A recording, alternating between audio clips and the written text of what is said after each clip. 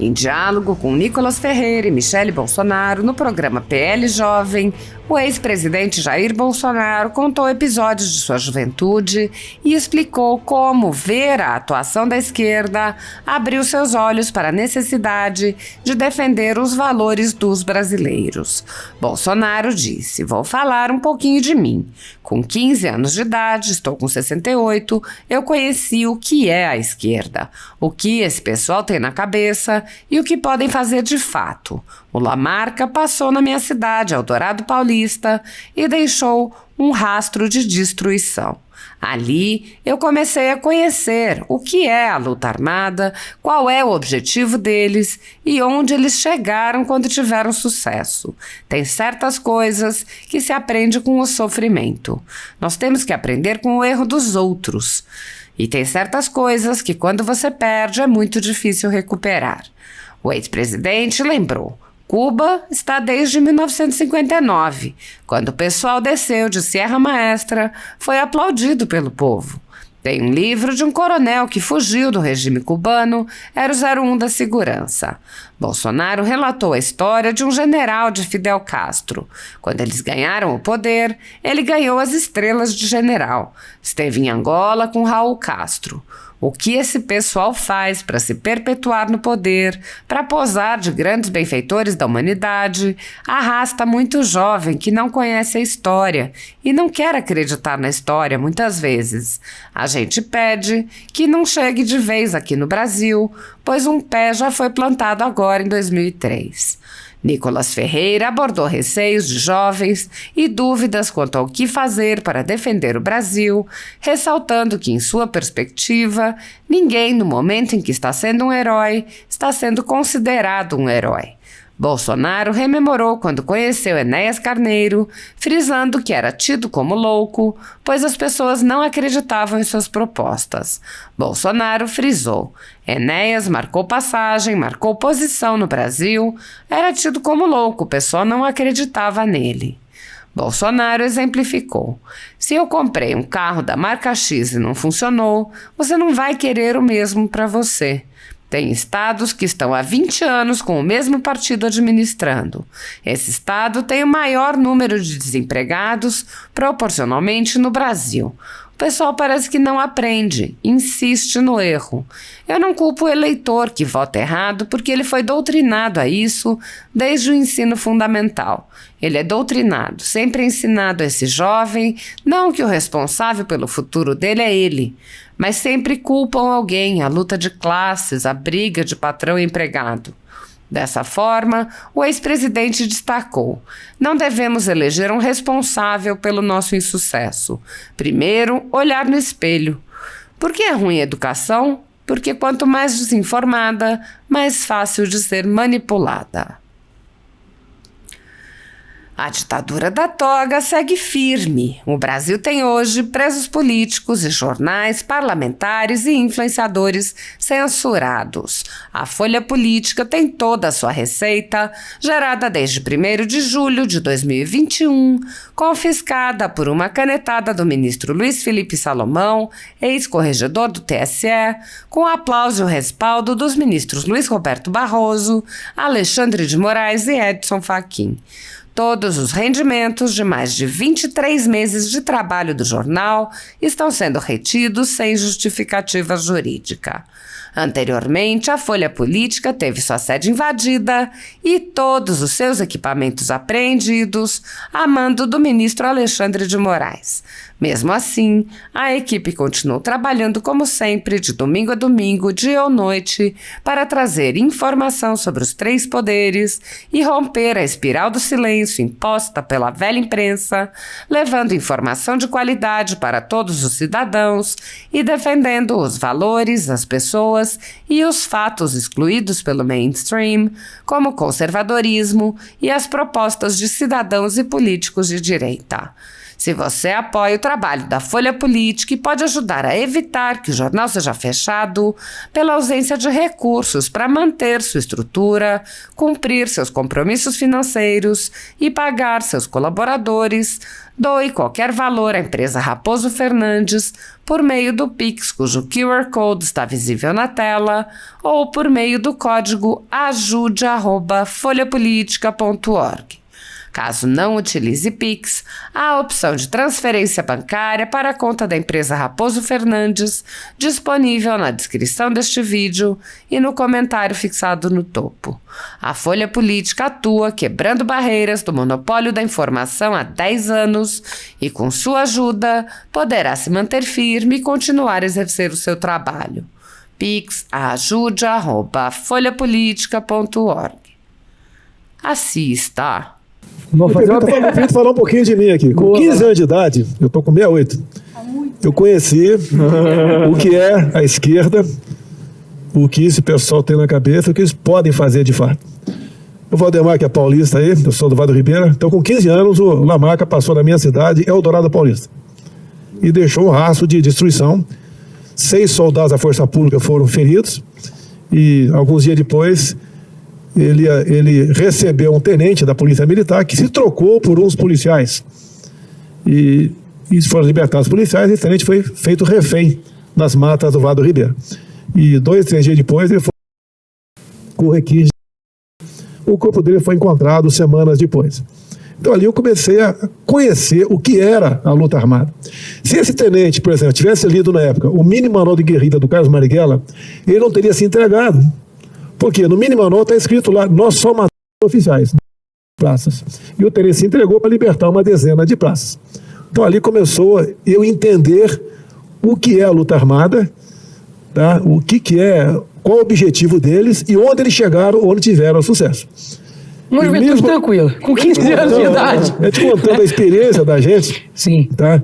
Muito jovem não quer acreditar. Às vezes vejo um jovem me criticando, eu falo, o pai dele não era vivo quando eu conhecia o trabalho, e o cara está criticando agora. Mas tem certas coisas, como alguém falou aqui, né, que se aprende com sofrimento. Sim. Nós temos que aprender com o erro dos outros. E tem certas coisas que quando você perde, é muito difícil recuperá-la. Cuba está desde 59, né, quando o pessoal desceu o Serra Maestra, foi aplaudido pelo povo, né? Fidel Castro, também lá o general Uchoa, que também foi Uchoa. É uma história, não sei se eu posso contar aqui. É isso mesmo, é? Exatamente. Vale a pena aqui, porque tem um livro de um coronel que fugiu do regime cubano depois, né, que ele era o 01 da segurança. O que era o Uchoa? O Uchoa desceu, teve lá nos movimentos lá de Fidel Castro, Raul Castro, e estava lá em Serra Maestra também. Quando eles ganharam o poder, ele ganhou as estrelas de general, ele esteve em Angola com o Raul Castro, tá? E depois de muito tempo, há uns 10 anos ou um pouco mais, descobriram uma rota de drogas que passava por Cuba. E Fidel Castro não queria passar como um narco. Então escolheu o Uchoa, amigo dele, Serra Maestro, amigo do irmão de batalhas em Angola, no frente da FNLA, MPLA e UNITA, era a guerrilha, aliás, de Angola naquela época, e resolveu, então, junto com a justiça que vocês conhecem, né, de Cuba, perfeitamente alinhado com o ditador Fidel Castro, ele foi condenado à pena de morte. E esse coronel viu quando o Uchoa começou a caminhar em direção ao país, e na cabeça do Uchoa jamais podia passar um momento como aquele na sua cabeça. E ele urinou até chegar. Quando esse coronel pensou, poxa, se fez isso com o homem de confiança deles, desde Serra Maestro, o que não poderão fazer comigo no futuro, que são o Regis Coronel perto do general Uchoa. Isso é uma pequena história, então, o que esse pessoal faz para se perpetuar no poder, para posar, muitas vezes, de grandes benfeitores da humanidade, para tentar arrastar muito jovem que não desconhece a história, mas que não quer acreditar na história, muitas vezes. Essa é a esquerda.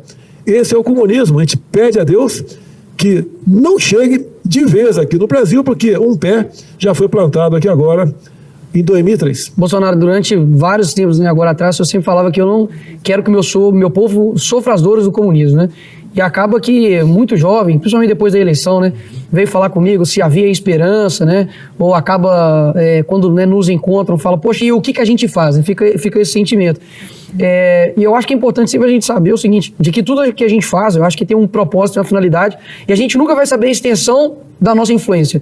Assim, por exemplo, uma pessoa escreve uma música e ela jamais vai saber, talvez, que aquela música que você está ouvindo te ajudou a passar por um momento difícil na sua vida. Acho que da mesma forma, na política não é muito diferente. Eu vejo que a gente estava em um país que era impossível chegar alguém, por exemplo, na presidência, e no primeiro dia de posse falar, a nossa bandeira jamais será vermelha. A gente tinha outras pessoas que achavam que era oposição. Daí quando eu vi um cara falando, é só você não roubar, não matar, não estuprar. E esse cara virou presidente. Falei, bicho, é possível ter algo diferente. Então cada um acho que tem uma função, sabe? Quando a gente quer pegar todas as funções ao mesmo tempo, Deus não precisava fazer cada um diferente. Então eu sempre falo que o Jair Bolsonaro foi o trator pavimentador, né? Com o jeito dele, ele abriu o caminho na tora para falar, opa, isso aqui é o que a gente precisa fazer. E eu acho que a juventude tem que olhar isso e ver realmente como uma esperança, né? Como um cuidado de Deus com o Brasil. Porque pensa numa pandemia, né? Com os dois que estavam lá competindo com o Bolsonaro, se tivesse ganhado, o que a gente teria virado, né? Então acho que tudo tem um porquê e por isso que a gente não pode desistir, sabe? Aquilo que a gente faz agora, ninguém, no momento que está sendo um herói, é considerado um herói. Sabe? Ninguém no momento que é um herói é considerado um herói. Carneiro. Sim. Deixou uma história. Sim. Ele está muito além da época dele. Eu tive a satisfação de conviver com ele, fazer uma viagem ao Calha Norte com ele e conversar. Uma passagem lá no Calha Norte, tinha um telefone grandão, via satélite, era uma fortuna, era para $5 um minuto. E tinha um deputado lá, bem de vida, né, que tinha um telefone desse aí. E ele, posso usar o telefone, tem que fazer uma ligação? Daí ele ligou, e era para um médico na outra ponta da linha. E ele estava ali com um prazer enorme conversando com aquele médico, dizendo o seguinte, fotografe esse coração tem que entrar nos meus livros. Ele é um cardiologista, e era uma doença rara no coração, e essa comorbidade, né, esse coração com comorbidade tinha que ser fotografado. E via ali a dedicação dele à sua profissão. E quando a gente entrava nas unidades de saúde do Exército, em média, lá tinha 30 jovens aspirantes, né, que estavam prestando serviço militar obrigatório no laço, o pessoal fazia fila para tirar foto, porque era aquela maquininha que você rodava assim, né? Sim. Tinha 12 fotos, 24, 36, para tirar foto com o Enéas Carneiro. A gente não sei muito bem. Vocês não pegaram isso daí. Então o Enéas marcou passagem, marcou posição aqui no Brasil. Teve 1,5 milhão de votos no passado, elegeu mais 5 deputados federais, tá? E era tido como louco. O pessoal não acreditava nele. E hoje ele está no TikTok. Olha que incrível. Eu tenho certeza que o Enéas jamais pensaria que algum dia ele estaria no TikTok. Ele fez a história dele. Ele fez a história dele, não. O Bolsonaro também do mesmo jeito. E agora você chega lá e está no TikTok. Quem imaginaria que de 15 anos ele estava lá conhecendo lá a história do Lamarca e estaria lá no TikTok, realmente. Quem que eu chamo aqui agora? Chega aí. Deixa eu fazer uma pergunta aqui para o nosso querido presidente Valdemar Costa Neto. Eu elogio a gravata dele. Gravata rosa. Olha, que tá bem bonito. Tô com o microfone aqui. Tá puxando a sardinha para ela. Homenagem, presidente Valdemar. Presidente Valdemar, como é que é ser presidente do maior partido do Brasil e agora agrupando essa quantidade de jovens aqui com a missão de formar a maior juventude partidária do Brasil? Isso é importante. A importância, para mim, foi uma mudança de vida do dia para a noite, porque do dia para a noite o partido triplicou de tamanho. Nós fomos para 100 deputados, 99 deputados, 13 senadores. Bolsonaro trouxe esse pessoal. E o que eu sinto de tudo isso? Que esse pessoal continua fiel, esse pessoal que elegeu o nosso pessoal.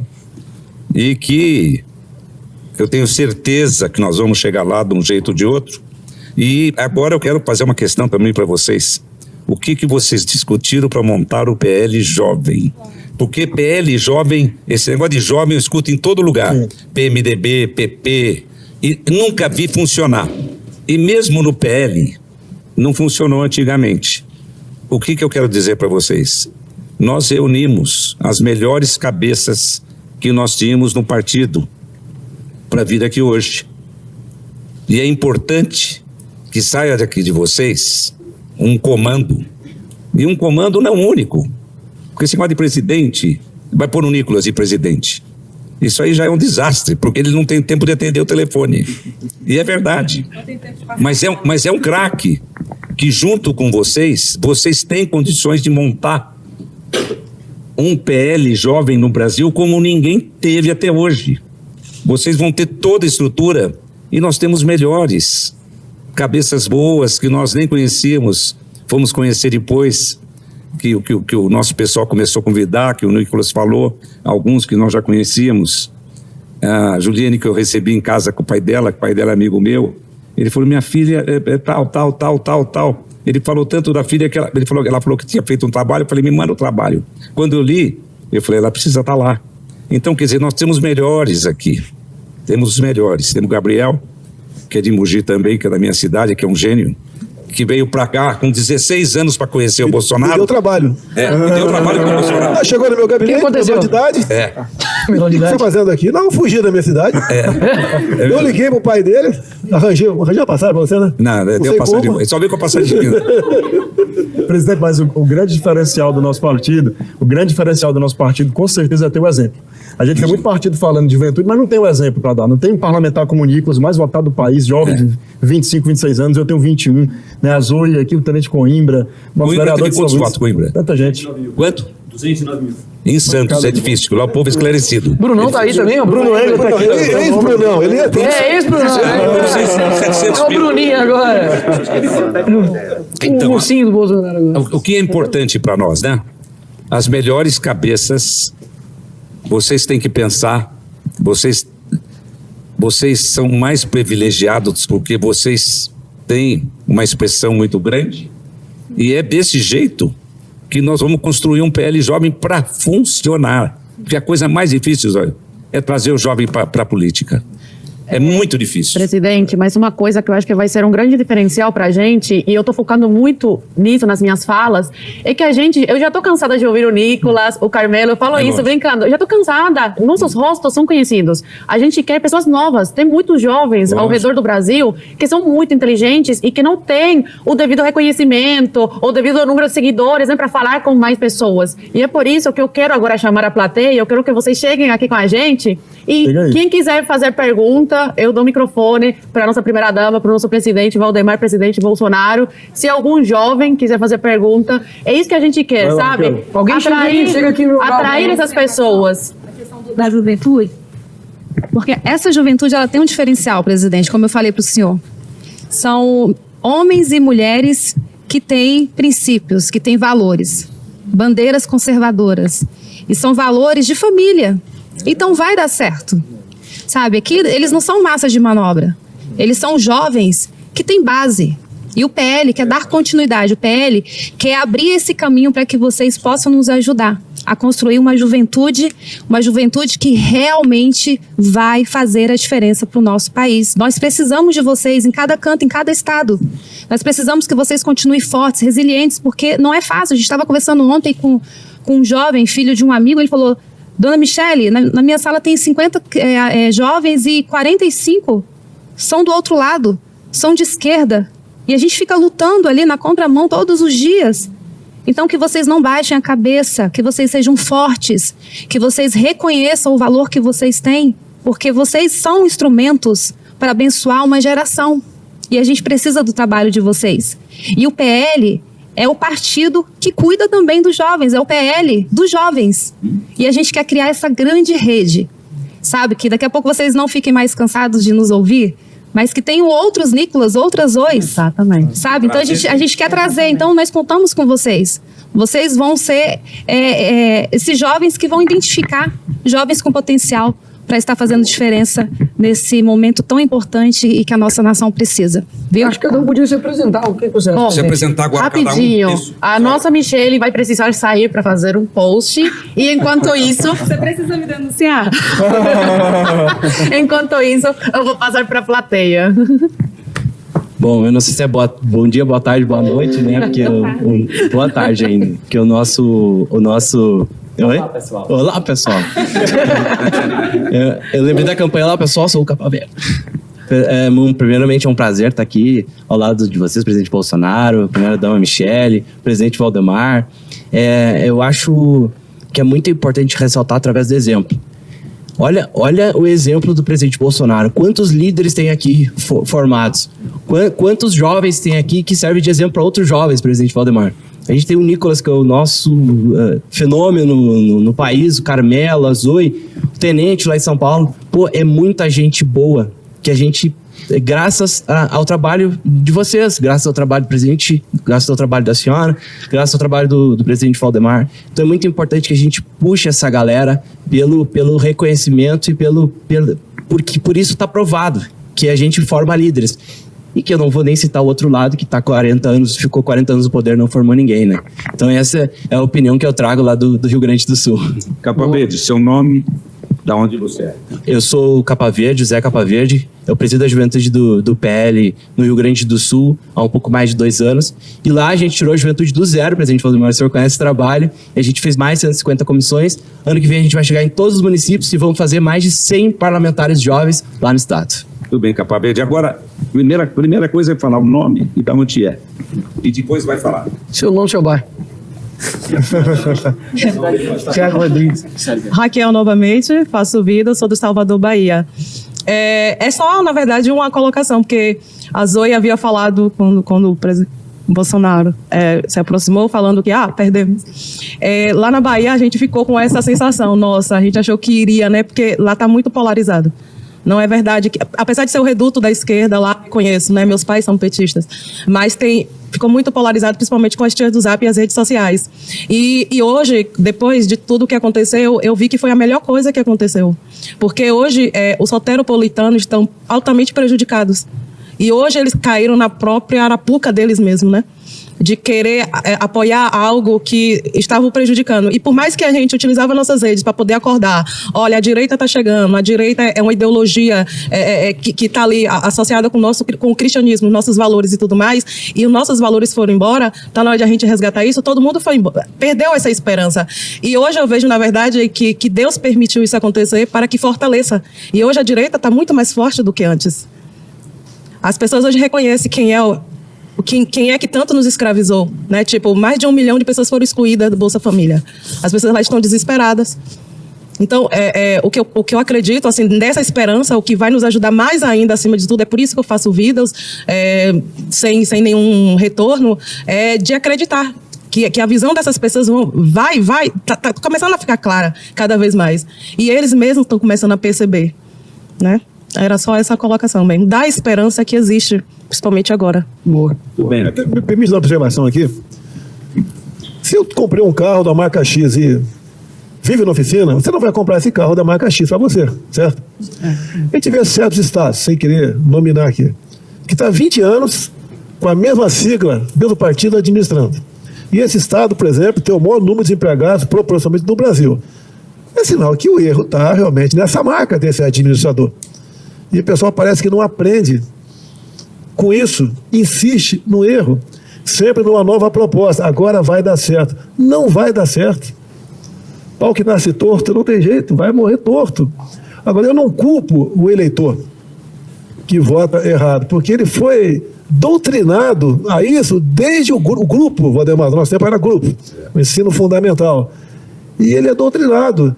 E sempre ensinado a esse jovem, não que o responsável pelo futuro dele é ele, mas ele sempre culpa alguém pelo insucesso desse jovem. Você está mal, porque a culpa é desse cara do outro lado que está bem. É aquela briga da divisão de classe, né? Patrões e empregados. Uma vez estava no avião, né? Essa história de patrão e empregado. Olha, todo mundo é igual. Vamos pegar, tirar o pessoal da cabine lá, vamos botar 2 lá dentro e ver se o avião vai pousar. Não vai pousar. Eu acho que o exemplo que nós passamos aqui, no 2019 a 22, pegando uma pandemia, que ninguém sabia o que era aquilo, ninguém sabia como tratar. Eu sempre preguei pela liberdade, autonomia do médico e preservar emprego também. Fui massacrado por causa disso. Pegamos depois, uma semana antes de começar a guerra, eu estive na Rússia, conversei com o Putin. Se não é de negociar a vinda de fertilizantes para cá, o nosso agronegócio ia para o espaço.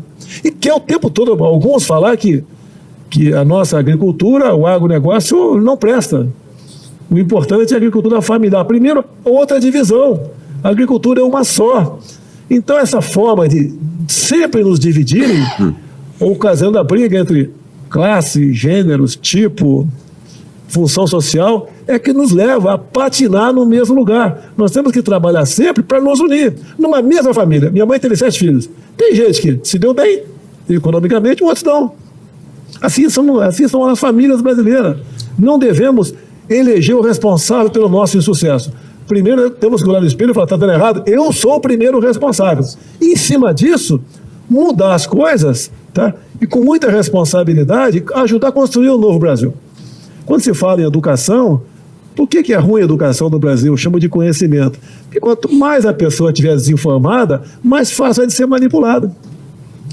Quantas vezes você chega, tá uma pessoa ali numa situação complicada, um jovem, você pergunta a tabuada, não sabe a tabuada. Eu terminei o meu científico sabendo integral e derivada, análise combinatória. Hoje em dia, se falar isso, nem o universitário sabe o que é isso.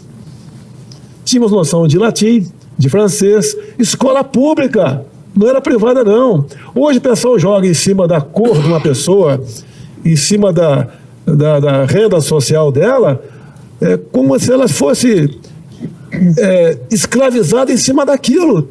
Eu acho que o Nico veio de família pobre.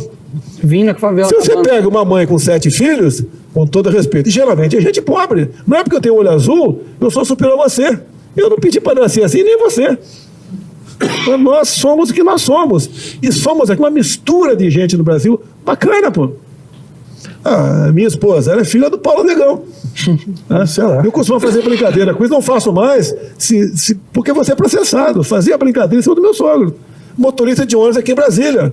Foi assaltado 2 vezes. Falei, pô, Paulão, tu sendo assaltado, Paulão? Brincadeira nossa, para mostrar a realidade do nosso povo. Agora, tem um ditado que diz: nada está tão ruim que não possa piorar. E nós devemos combater isso daí. Dá para melhorar, dá para mudar. Tivemos um exemplo agora, nesses 4 anos do meu mandato, com pandemia, com guerra. Em 21 tivemos uma seca nunca não vista nos últimos 91 anos. Vencemos tudo isso. Os números da economia estavam lá em cima. Fizeram uma opção errada, achando que... Se eu perguntar para vocês aqui, um boi dá quantos quilos de picanha? Você não sabe responder. Tá? Eu só sei de abóbora agora, presidente. Eu não sei de picanha, não, só sei de abóbora. Você vê, a nossa cabeça de reses no Brasil, né, de gado, é semelhante à população, então 220 milhões. Para você comer um churrasquinho de picanha toda semana, você vai ter que comprar picanha de outros países, e comprar muita picanha, não é pouca não. E tem gente que acredita nessas promessas. Essa promessa pode acreditar, né, Lucas? Não, Nicolas. Quando você está namorando, exato. Eu te dou a lua, eu te dou o mar, com você, nunca vai faltar isso, sim, aquilo, né? É uma fase da vida da gente. São as artimanhas da natureza para a procriação. Tá? Mas tudo bem, nós temos a obrigação de, às vezes com palavras simples, tentar abrir a cabeça dessa garotada para a realidade, para o futuro. Se é um moleque até os 20 e poucos anos de idade estuda com vontade, ele vai passar uns 50, 60 ou 70 da tua vida restante numa situação bastante confortável, não dependendo de ninguém. Boa. Então, presidente, o que na realidade eu acho que é um problema real do Brasil é que a desinformação é muito grande. As pessoas acreditam muito nas coisas e o PT usa isso como vantagem. Eles pegam quem não conhece, que infelizmente é o povo mais do Nordeste, que tem uma parte mais rebaixada, podemos dizer, e usa eles pra doutrinar e ganhar voto. Então, tipo, é uma coisa que, tipo, tem que dar uma segurada e mudar a cabeça dessas pessoas, senão vai sempre crescendo. Se apresenta. Meu nome é Orlando, eu sou de São Paulo, na cidade de São Bernardo, tenho 14 anos. Quero saber qual é o teu time de futebol. Palmeiras, né? Valeu um pouco. Aí não dá. Talvez eu vá no próximo jogo São Paulo e Sport.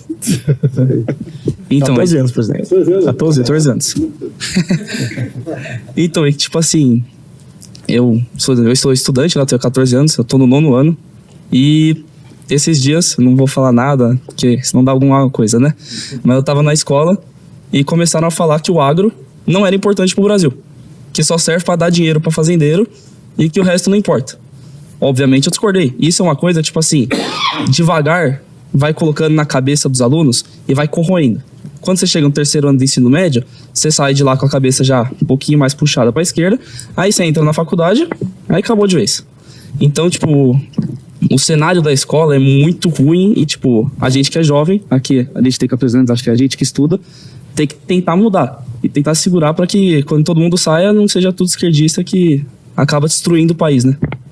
Eu vi uma semana aqui, num debate na comissão aqui em Brasília, um deputado federal que é padre, que é de esquerda, João Padre. falou que o agro não produz arroz.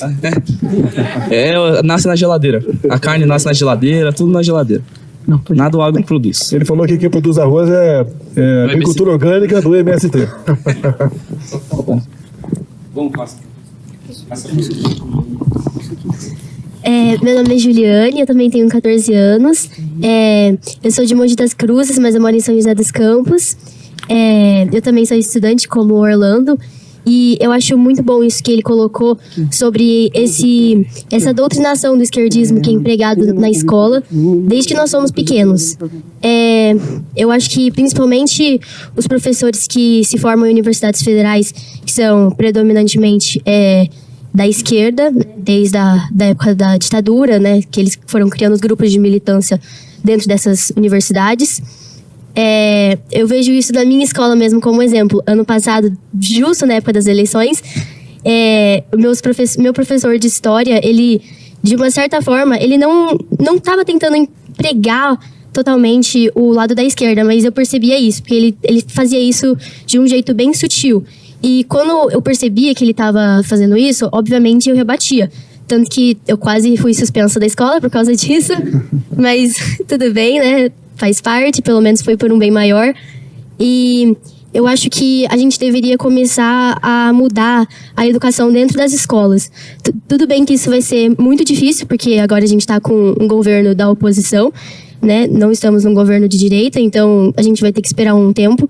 Então a gente tem que criar soluções para tentar reverter esse esquerdismo de fora das escolas. Muito bem. A deputada mais jovem do país.